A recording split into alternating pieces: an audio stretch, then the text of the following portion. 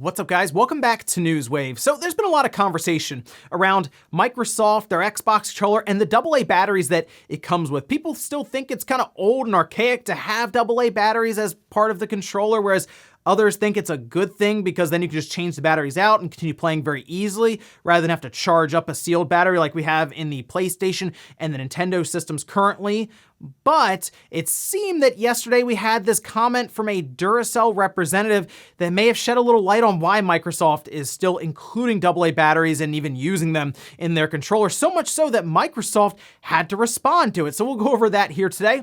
Also, we're going to talk a bit about the sales in Japan that we've been seeing, especially this past week, for the Switch, the PlayStation 5, and the Xbox Series systems. The Switch continues to roll along, whereas the PS5 and the Xbox were actually outsold by systems that you wouldn't expect. Guys, if you enjoyed these videos, make sure that like button helps out a ton. And if you're new here to the Small Wave channel, make sure you subscribe down below. And we're going to start today with Netflix on the Wii U and the 3DS. Unfortunately, not Netflix yet on the Switch. I think it'll show up. It would be strange if the most popular streaming app does not show up at some point during the Switch's life, but we're halfway through and still no Netflix. Anyway, it looks like the 3DS and the Wii U will have its Netflix service discontinued later on this year. This was posted up by Nintendo on their website. The Netflix app was removed from Nintendo eShop on Wii U and 3DS family systems on December 31st, 2020.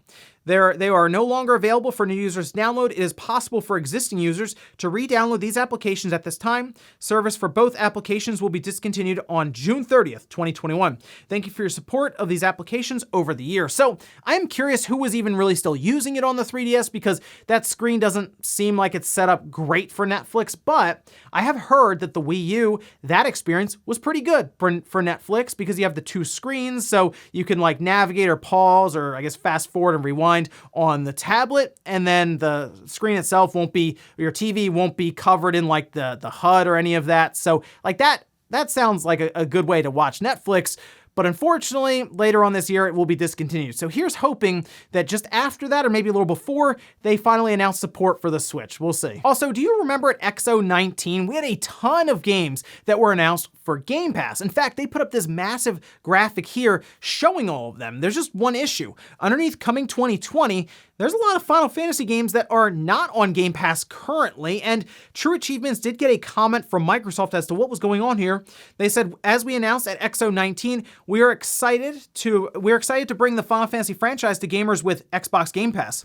We have done so throughout 2020 and will continue to do so in 2021 and beyond. We look forward to announcing specific launch dates for more Final Fantasy titles in the future. So they appear to have been delayed. Those being, we have Final Fantasy X HD Remastered 10.2, Final Fantasy 12, Final Fantasy 13, 13.2, and Lightning Returns, as currently we have Final Fantasy 7, Final Fantasy 8 Remastered, Final Fantasy 9, and Final Fantasy 15 that's available on Game Pass. So I'll be curious to see if they just drop all of the Final Fantasy 13 games on Game Pass all at once, or if they spread those out over the course of a few months. And 13 did get a patch for the X. It looks pretty good on the Series X currently. If you had already purchased it, you can check it out. But what I'm really curious about is how people will view 13 now if they either did not play it and they just heard people say it wasn't great, or they played it way back when and they revisit it when it hits Game Pass. That's something that's just to see people's opinions of it now in 2021. I mean, we expect it to be out this year. It was supposed to be out last year, just delayed, hopefully just a couple of months out of 2020. We'll see. I guess just expect a few Game Pass announcements coming up for more Final Fantasy games. Oh, and we had just talked about Super Nintendo World yesterday because the website went live and it was pretty cool to kind of fly around and see all the different attractions and kind of get a little bit of a tour for the park itself from like a bird's eye view. But it seems anyway that one of the first things you see when you go to the website, that being an image of Mario, was actually taken from another person's rendering of Mario. We can see this tweet here, this saying, "I love how Nintendo used my old Mario render in their official Nintendo World website." And yeah, they matched up, several other people did as well to try to confirm this. It's an interesting situation because I don't really know how this works out with like laws and all of this. Maybe somebody who's a bit more familiar can comment down below about this, but like, what do you do if you use a company's IP, you make the rendering of it, right? So I guess it's your own artwork for that, but it's their character they have rights to. Can they just take it and use it if they want without your consent for that? Because I guess it's technically their character. It's an interesting thing to think think about here and how that would all work out. But yeah, I guess it looks like an intern at Nintendo was like, oh, go find an image of Mario. All right, Google Images, here I come. And guys, with some of the quick news out of the way, let's get into the bigger stuff. Let's start right away with the sales in Japan for the Switch, the Xbox Series, and the PlayStation 5. And we've seen the Switch basically just dominate Japan sales charts. Even with the PS5 launching, didn't matter, the Switch was still rolling along. Let's go over the top 10 games here to start with. And yeah, they're all Switch titles. And looking at the kind of the charts and the percentage in the gaming sector here in Japan over the last several weeks, we're talking like 92% of everything sold was Nintendo. It is impressive stuff for Nintendo here in Japan.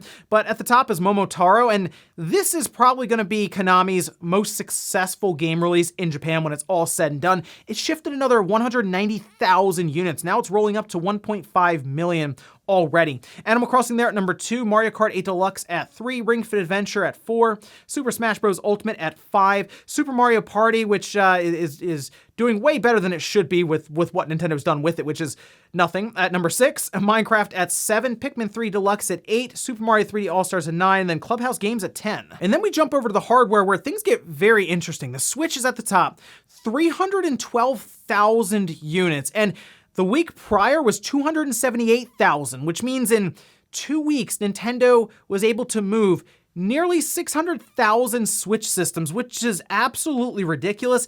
17.65 million lifetime so far in Japan. The PlayStation 4 actually was number 2. That's right, not the PS5. The PS4, 17,876. And then below that is the PS5, 10,632. Then the 3DS is 714, which means the 3DS did indeed outsell the Xbox Series systems at 134. All right, so first off, let's just start with the Xbox.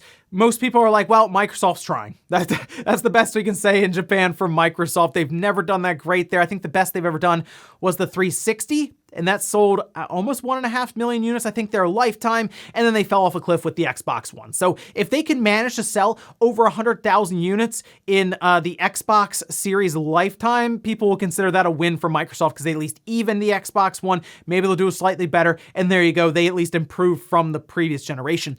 The real interesting one here is certainly Sony. As we've talked about before, where analysts in Japan have basically written these large pieces, seeing what Sony's been doing, that appears to have them shifting away from Japan as one of their key markets. And the fact that we are hearing more and more restocks are hitting Europe and the US. I mean, just recently in the US, they had several bundles go up across online retailers. Yesterday, I know Best Buy and GameStop started posting them.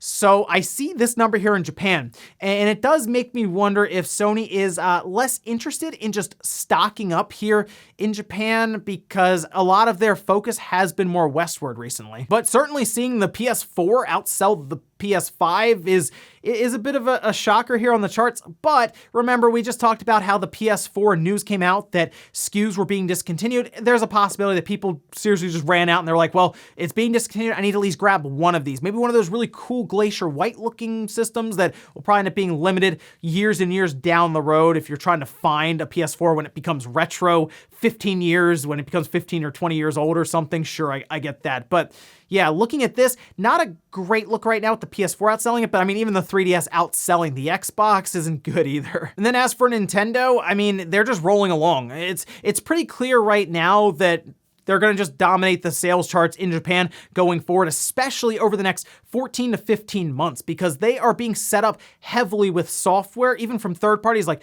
Monster Hunter, right, coming up. That's going to be massive for them here.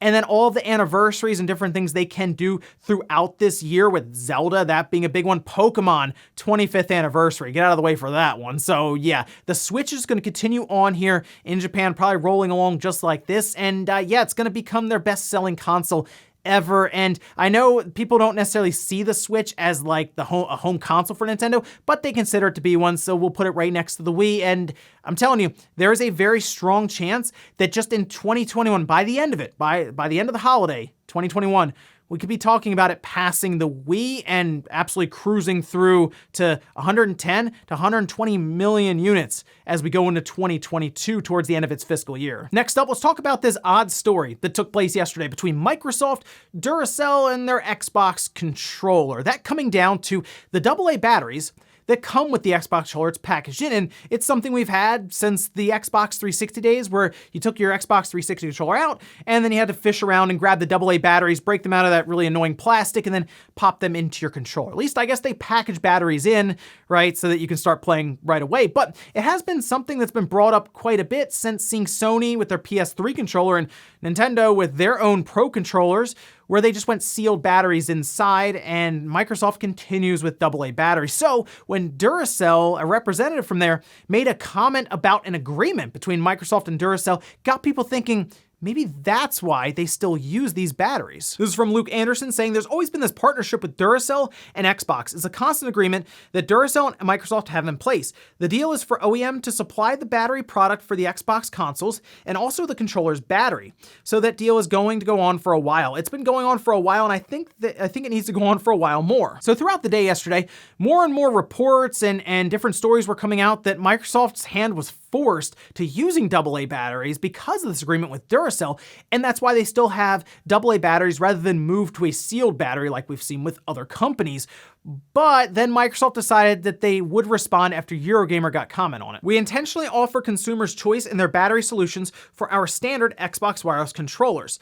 This includes the use of AA batteries from any brand, the Xbox chargeable battery, charging solutions from our partners, or a USB-C cable which can power the controller when plugged into the console or PC. So they don't outright say, no, that's not why we have AA batteries, but they are saying, okay, we want to offer options. And you know what? Microsoft is this close to having the best solution for this, because the company that has the best solution for batteries, whether it's rechargeable or AA's, is 8BitDo. Like their SN30 Pro Plus, what they have is a compartment that already has a rechargeable battery in there, like a pack, like you would see with the Play and Charge kit for the Xbox 360 or the Xbox, any of that.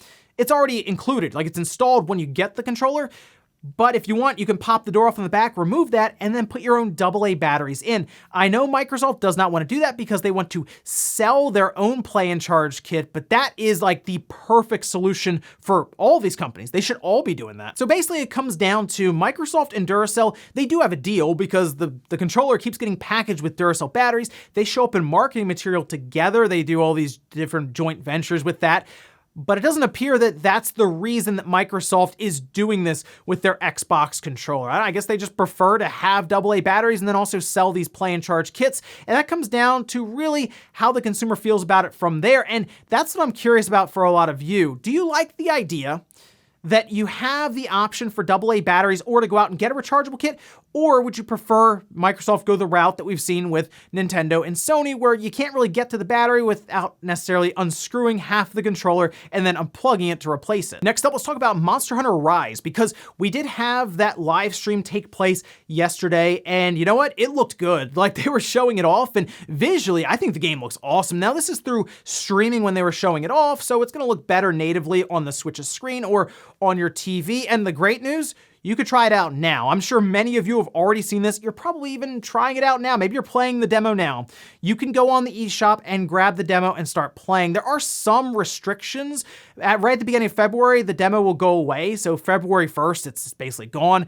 And there appears to be a limited number of times that you can set out on different quests, that being 30 when you're playing locally. Now, I'm sure you can just make another Nintendo account on your Switch, change over to that, start up Monster Hunter Rise demo, and then you probably get another 30 attempts. But what's really cool about this demo, you do have the co-op, so locally you can do 4 people, or you can play online with it, and they do have 4 different quests. A couple of them are like beginner ones, but then you have like intermediate and all this, and you can just go on these different quests, fight a bunch of different monsters, and some of the stuff they showed off around, of course, like the wire bug, so you look very agile when in the game. Like there's a lot of different moves you can do there, but they showed you being able to jump on different monsters, ride them, and control them, running them into walls, being able to attack other monsters on top, and they showed these big dragons, and it kind of had, I saw people saying this online, some Scalebound vibes to it. Yeah, that's kind of cool to hear about that and see that, but like, this game looks good. I'm not even like a massive Monster Hunter fan, but it caught my attention. So yes, by now I'm probably playing the demo, checking it out, and we'll probably be talking quite a bit about this during the podcast Saturday night. And in our last bit of news, let's talk about a Tomb Raider remake. This would have been Tomb Raider 10th anniversary, as it's been called, that was originally lost to time, canceled, and tried to come back as an Indiana Jones game and then a National Treasure game. It was all over the place, but what's really cool right now, you can go play this. It's been released online. Now you need a controller like an Xbox controller to check it out, and there's no enemies, but you can run around with it. There's videos online of people playing it, and you can go to like Croft Manor and some other locations, but this was originally reported by PC Gamer, and we can see this from IGN saying the build was originally posted by Tomb of Ash, who says in a playthrough video that they were sent the files by an ex-Core Design developer. Per Tomb of Ash, Tomb Raider 10th Anniversary is being developed by PSP, or for PSP by Core Design, the original creator of Tomb Raider, before it was canceled in 2006. Now, eventually we did get Tomb Raider Anniversary, that, however, being from Crystal Dynamics, not Core Design. It seems they were more going for the classic Tomb Raider feel with this one based on some of the videos that I have seen, but maybe I'll just check out the game itself and run around and just see how much more it feels like the original, because Tomb Raider Anniversary was built on, at the time, the newer engine, and it came out on, I think, like all platforms. It even came out on the PS2 at the time, this being in 2006 and then I think 2007, somewhere in there. But yeah, what could have been here with Core Design creating the 10th Anniversary Tomb Raider? At least it resurfaced online and people can check it out, and I guess now it's even been preserved for people who do want to try it. And we'll finish up with the comment of the day, as you're seeing here, this being from Randy saying, Xbox, your hardware stunk.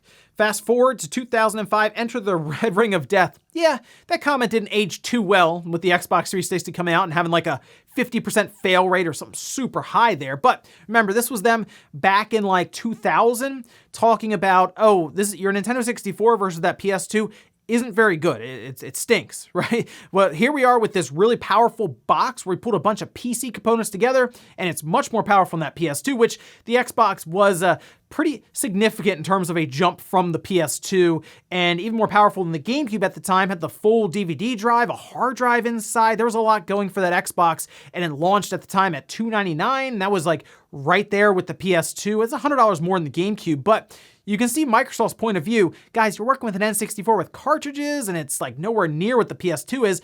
How about we show you this really, really strong piece of hardware? You guys just make the games for it. And apparently Nintendo just laughed and laughed and laughed, and then they moved on, and we got the GameCube. The Xbox, however, did pretty well for being a brand new console at the time, and then the rest is history. Here we are now with the Xbox Series systems and the PS5 and the Switch, but back in 2000, Microsoft was really shooting for that partnership and even trying to buy Nintendo outright. And ladies and gentlemen, that's gonna do it here for Newswave. If you enjoyed this video, guys, hit that like button, it really helps out. If not, hit the dislike. Leave comments down below about everything we talked about here today. Well, there's the Famitsu sales charts with the PS4 actually outselling the PS5 over this last week, and even like the 3DS outselling the Series X and S. It's strange stuff going on there, obviously with stock issues, but we'll see what happens when more PS5s start getting in stock in Japan. And then the Switch rolling along. I'm telling you, 2021 is going to be even bigger for the Switch, which is kind of hard to believe right now. And then what about the battery situation with the Xbox controllers, or just controllers in general? Do you prefer to have the ability to just change out AA's, or do you think it's more of a pain and you just, hey, I just prefer to plug my controller in and let it charge? Thanks guys for watching, and I'll see you next time.